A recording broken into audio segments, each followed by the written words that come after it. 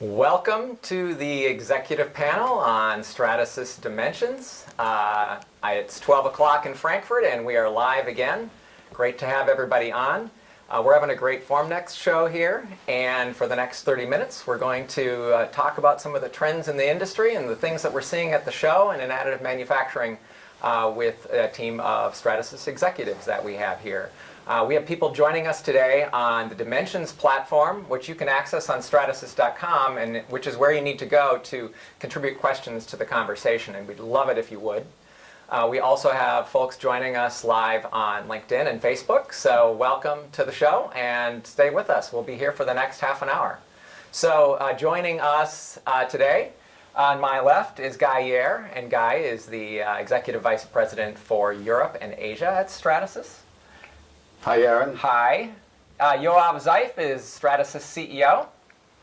And then we have Andreas Langfeld, who is the President of Europe for Stratasys, and Omer Krieger, the EVP of Product Strategy. Hi, Omer. Hey, Aaron. Hey, everyone. Great. So why don't we just dive in and get started? You know, for a lot of us, this has been a kind of a fun homecoming to return to Formnext again after a couple of years. But Yoav, for you, this is your first Formnext as part of Stratasys. What's it been like so far for you? It's a great pleasure to be here. I just want to start with the fact that you can feel the momentum in the air. Our industry is gaining momentum.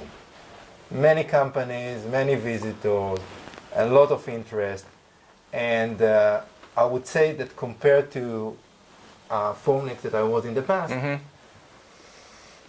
big difference. And it goes around three topics, I would say. One is the fact that application or manufacturing application, this is the focus.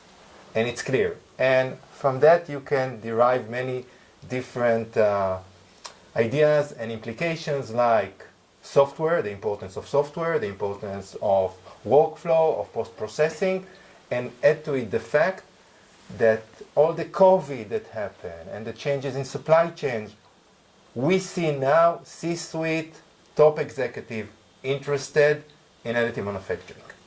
So you put it together, the readiness of the industry and the focus on manufacturing, plus the interest from real executive of OEMs, global OEMs, this is the right path And to Yoav, build on this momentum. Are we getting some of those executives to the show this year? No doubt. Yeah. No doubt. I have many meetings with executives. It's a different level of interest. That's great. What are you seeing compared to 2 years ago, Guy? An interesting one. Obviously, as you have stated, first of all, we see a lot of corporates coming in with a clear agenda to scale additive into production floor. And I think it's, firstly, we see that it's backed with resources and clear agenda and timeline to make it happen. So you see it all over.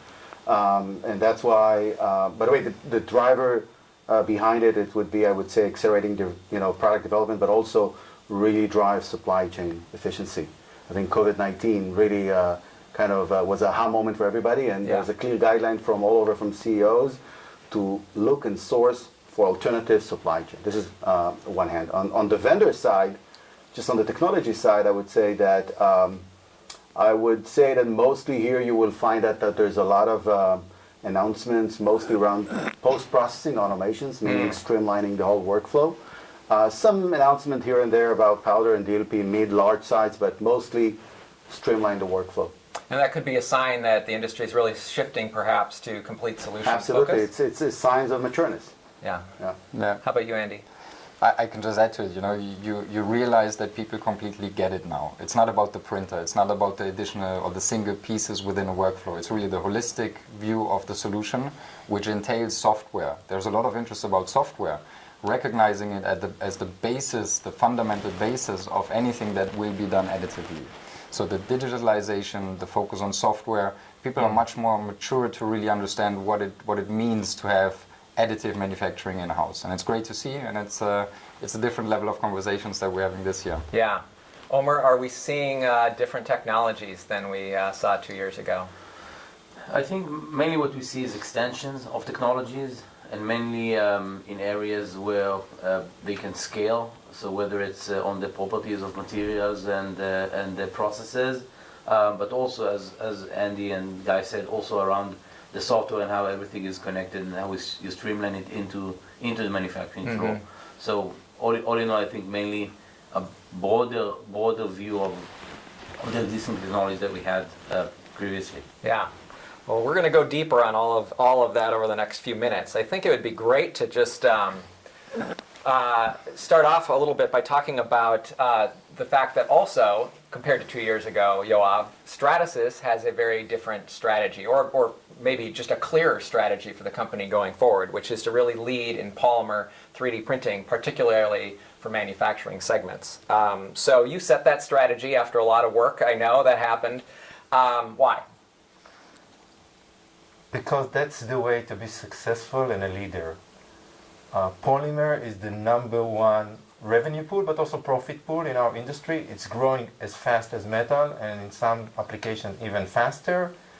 And we have the core competencies. We are the polymer company. So it's such a deep understanding of what is polymer. We have synergies. We understand polymer across thermoplastic material and thermoset material across the globe.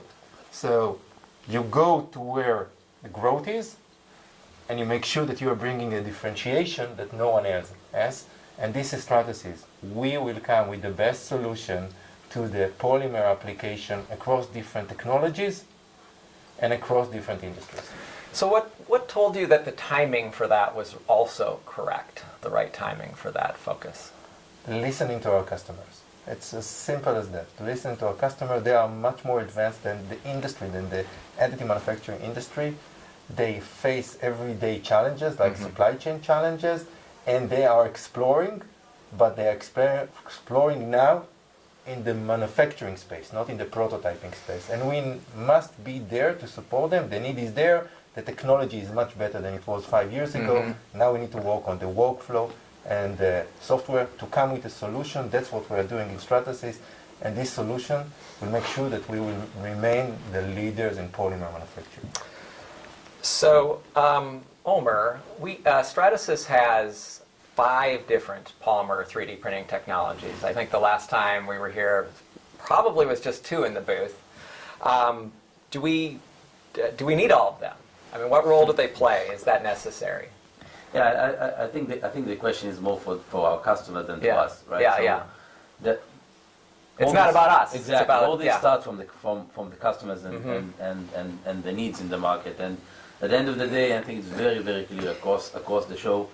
Everything starts from an application. Everything starts from a use case. Where am I going to deploy this solution on the prototyping space, or now more and more on the manufacturing space? And when we look on use cases, we very quickly saw that there is a fit of each technology into a set of use cases. So if you want to serve a broad use cases, and by the way, could be that this multiple use cases in one industry or even in one customer, you have to have a portfolio of capabilities in order to address them. This comes on top of the fact that horizontally, we at Stratasys very much believe that there's component that kind of serves multiple technologies. Software is one of them, right? So everyone wants to connect their technology into their flow in the same way and get from the technology the same set of data and quality assurance. Everyone wants the same service level. They want to make sure the uptime is right, regardless of the technology. So this kind of matrix of technologies and capabilities that are horizontal, we believe that they are absolutely crucial for the customers and for the users that are deploying additive into manufacturing. It is one thing that I want to add to Omer. Just in this industry, we all learned that there's no silver bullet. Yeah. So some applications, some use case could be addressed by different technologies, and what will matter eventually is the part quality and the cost per part. And you want to have, as a vendor trying to drive more and more value to your customers, you want to offer them different options, meaning different technologies, so they can fit well to their needs. That's why I believe 5 technologies for now, close bracket, is good enough for us to continue to lead the market.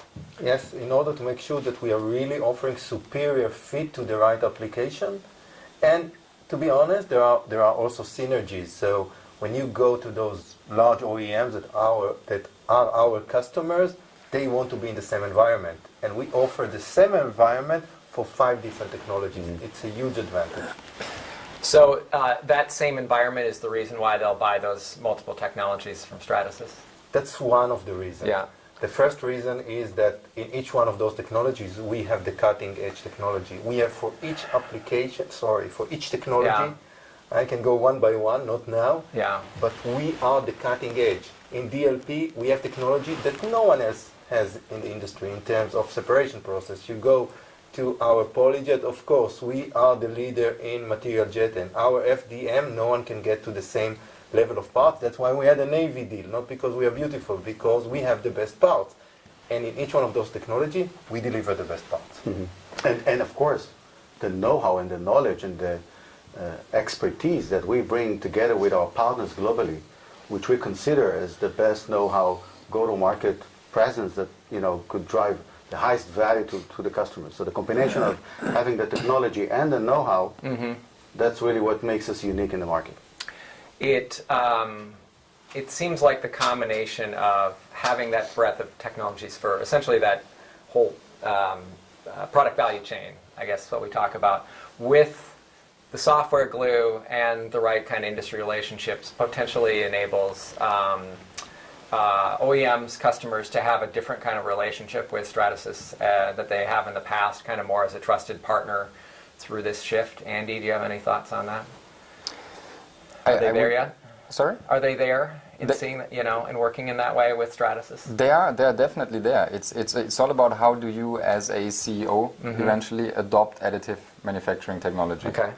And you need to look, it doesn't matter, by the way, in which industry you are. It's about the use case. What are you trying to fix internally by applying additive manufacturing? And we are offering the whole set of solutions. So it's about the workflow, it's about the full integration. And you're talking to different stakeholders within a company when it comes to convincing the customer about the value that we provide with our solution. So I think that there is a clear view of how you need to integrate additive manufacturing now, and we need to be the expert, not only with the technologies, also with the people that we have in our company to provide the relevant answers to the experts within our customers. So it would be, let's talk a little bit about kind of some of the application areas that you're most excited about, you're hearing the most interest in, perhaps. There is a lot of applications that thrill me personally, so it's always a subjective thing, but when you think about our capabilities within healthcare, surgical planning as an example, that's where we are saving lives, and it's real, it's happening out there. So we are providing these solutions, but there is also solutions when it comes to sustainability, for example, and the transformation of supply chains. There is a lot of transformation happening right now. Leave the stuff out of the warehouse, don't ship it around the globe, but produce it where you need it, when you need it. And those are exciting times, and it's good signs of real transformation that we are driving. What kind of companies are trying to do that now, do you think? Because I think we're early in that shift towards distributed manufacturing. There's one big customer we announced during Formnext named Echo. It's a public PR. It's a classic example to what Andy just mentioned of, Echo, just to give the background to all the audience, Echo, the shoewear company, formed together and innovate together with Henkel Loctite. They developed a special resins for shoewear elastin molds, replacing their current aluminum molds, and by that they're transforming their traditional manufacturing into additive with 2 major drivers. It accelerates product development, 1, of course, and 2, it's obviously save cost. And they're running right now the first production areas in Denmark, in Europe, in Portugal, but planning to roll out across all the regions and start printing the shoewears using our molds for injection molding. Right. So they really like the quality of origin technology, the parts themselves, like injection molding, and the cost is cheap, and it helps them to move faster. So that's a classic example of how do you drive supply chain and efficiency. And consumer goods has probably been, perhaps a little bit slower on the adoption curve than some of these other industries. There is specific use cases in consumer goods, like around packaging, for example, which is a classic example where we can see end-use part within consumer goods. But that's true. It's a bit late to the market. let's say the most advanced one would be the aerospace, the automotive, the dental market that Andy mentioned. But consumer goods, I believe, what we see right now, having the powder and the P3 technologies on board, Right. is more spare parts that mostly for old product that you cannot support. So you use additive for spare parts. But I would also add, the industries are answering to a solution that we are offering. Yep. So it's not so much the industry. We color our solutions by industry because there may be different requirements when it comes to certification. Aerospace, a whole different game as compared to consumer goods, for example. But when you understand the industry needs and you apply your solution offering to specific industries, it's still about the use case, the problem that we are fixing with our solution. And that's where industries reply. That's where you see now this big shake in the market where the CEOs have it on the agenda. They want to understand, how do I fix my problem? I know additive is a solution, but how do I deploy it internally? Enabling the people, thinking about all the tweaks that you need to do in IT, in whatever it is. Yeah. One of the things that we were talking about this morning on an earlier session was whether or not the industry sees it's clear that they're looking for example, cost benefits from solving problems, as you said, from additive manufacturing. But do we also see organizations out there looking at it more from a standpoint of, I have an opportunity to maybe make a business that doesn't exist today or isn't practical without additive manufacturing? That's the two drivers, actually. You have either you are increasing your revenue by being creative, by innovating faster, by bringing new products to market, or you are addressing the bottom line of your P&L, basically. How do I become more efficient? How do I save money? Mm-hmm. Those are the two elements that are driving adoption. So you mentioned aerospace, which is an industry that Stratasys was really a pioneer in putting parts on planes and got a lot of early experience on certification and meeting those sorts of requirements. How is that helping with addressing some of those challenges in other industries? Yeah, so just by chance I had a visit in the aerospace hub around Denver 3 weeks ago, and I met many of our customers there, from very large OEMs to startups that are really transforming air mobility, I would say. And all of them understand that there is a value in additive manufacturing much beyond our kind of vision, because they are living it every day. They have the machines, and one of them that are using it for parts, real end-use parts for missiles, told me that the return on investment is 4 months. We are not going to increase prices, but it's 4 months. It's amazing. Okay? Yeah. 4 months return on investment. It's dramatic. This is not incremental. Transformative. The others practically revealed and explored new application that we didn't think about it. So new type of application within tooling. So like in space shuttle, the whole tooling around this space shuttle is FDM that works 97% utilization, our F900. So the fact that our technology is so robust, it's so ready for manufacturing, allowed them to adopt it. It was not the case many years ago, but now it's there, the technology is ready, and now the focus is about applications. Once you have the right applications, sky's the limit, and our role is to support them with the full package and with the full solution. Omer, what can we, how can Stratasys, or is Stratasys, taking that kind of skill set to build a world-class platform from particularly FDM for end-use parts and that kind of not just quality parts but the consistency of it, and apply that to some of the other technology platforms that we've since added? It's a nice interesting question. When you go into manufacturing, it's all about expectations, and there's no compromise in manufacturing. Right. So you have to hit the exact requirements that is needed for that use case or another, and a lot of the learning to create that specification and those yardsticks that we measure upon our technology in FDM for the last more than 30 years are being transferred and used when we measure consistency and repeatability and tolerances and variation and covariance of the properties that we get from our our new SAF technologies or our new P3 technologies. And we know that, again, customers might need for different use cases different levels, but at least you have the measurement that you start communicate in that respect. So we get a lot of appreciation of carrying this kind of language, carrying it into other technologies and other verticals and other industries. So we try to do it as much as possible, but we get a lot of help from our customers that kind of tells us what's the language that we need to measure across. Yeah, or collaboration to get there together. It's a lot of collaboration, yeah. I'm afraid to add what Andy just said about the communication with CEOs and people that are dictating the strategy for the companies. Today, I believe there's much more understanding of what kind of attribute additive can bring to the business, but two, there's a lot of understanding about, okay, this is a journey. It's around validation to my use. We're going to do it together. We need a partner to do it, and we start today because we need to. We know it's going to take time for us to fully adopt it.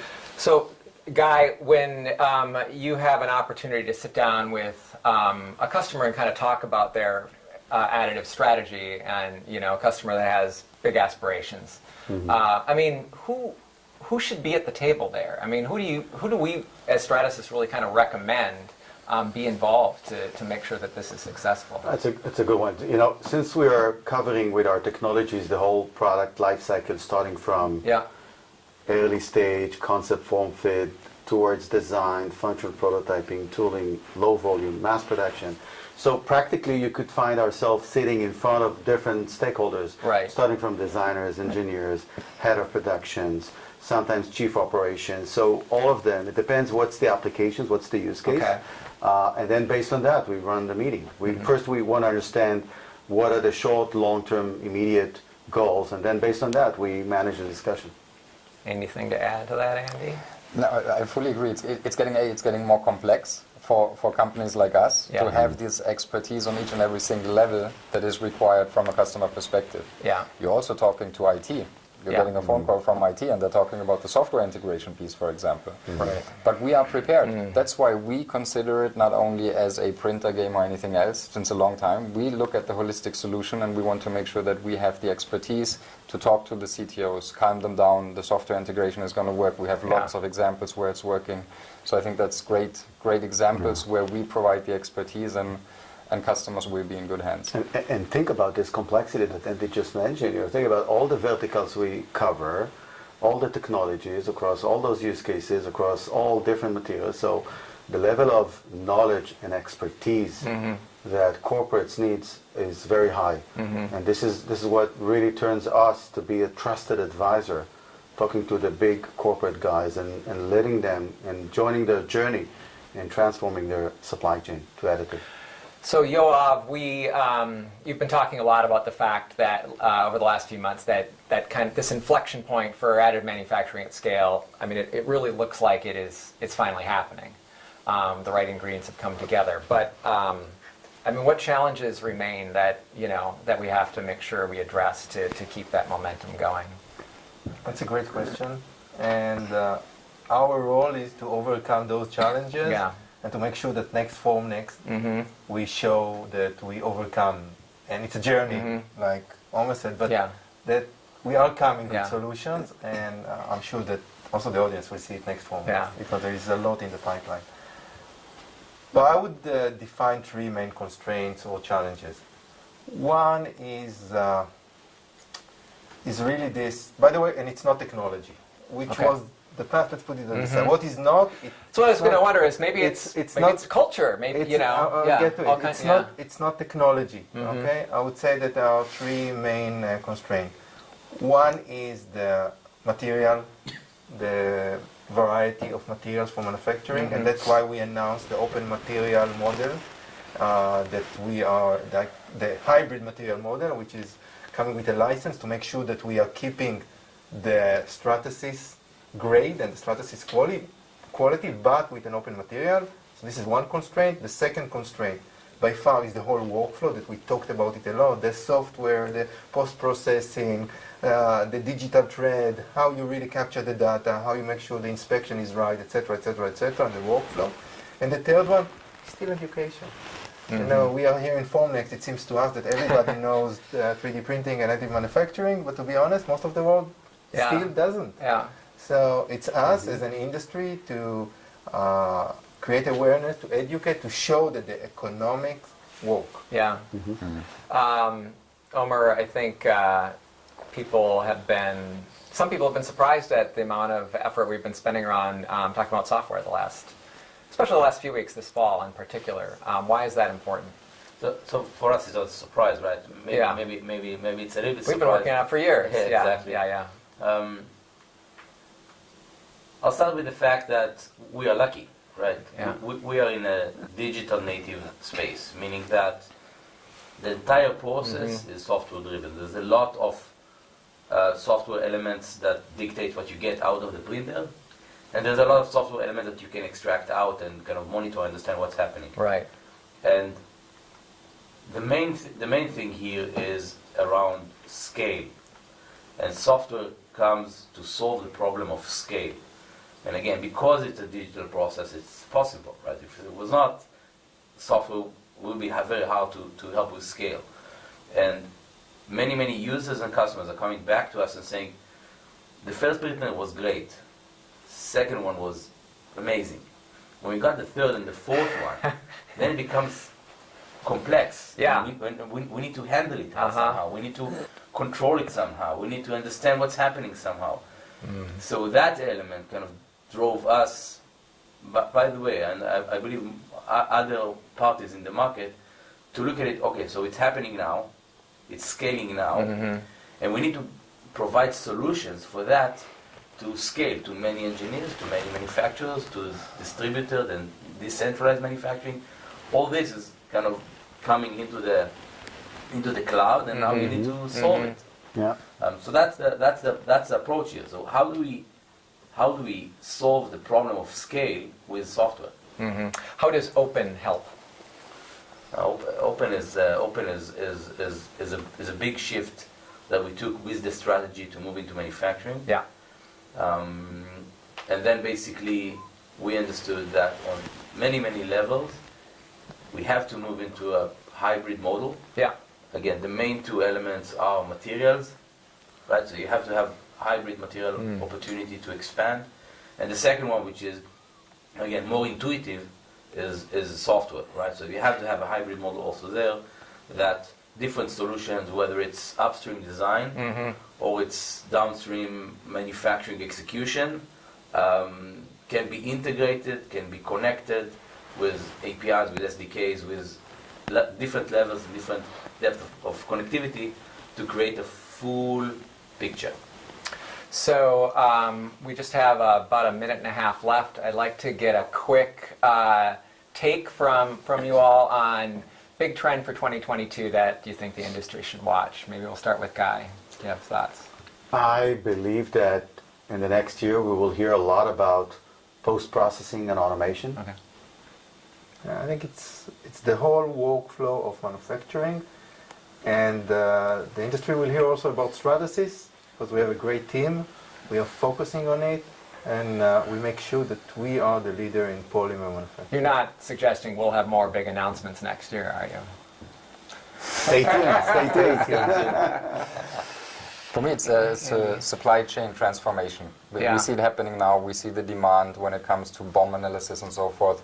It's touching on sustainability, on CO2 emission reduction. So that's a big trend that I'm seeing. Yeah, is this sustainability theme going to really build further momentum? Absolutely. Yeah. Absolutely. How about you, Omer? Yeah, I would just add just to the comment around scale and workflow, also the element of certification and validation. I see a lot of effort. By the way, effort coming from the entire market, more so even from the users, to validate and certify solution, and we're going to be there for them. So you see more and more products that are additively manufactured. Yeah. It's amazing. Yeah, great. Yoav, anything that you want to make sure that people remember as they kind of go through Dimension online or if they're here at the show?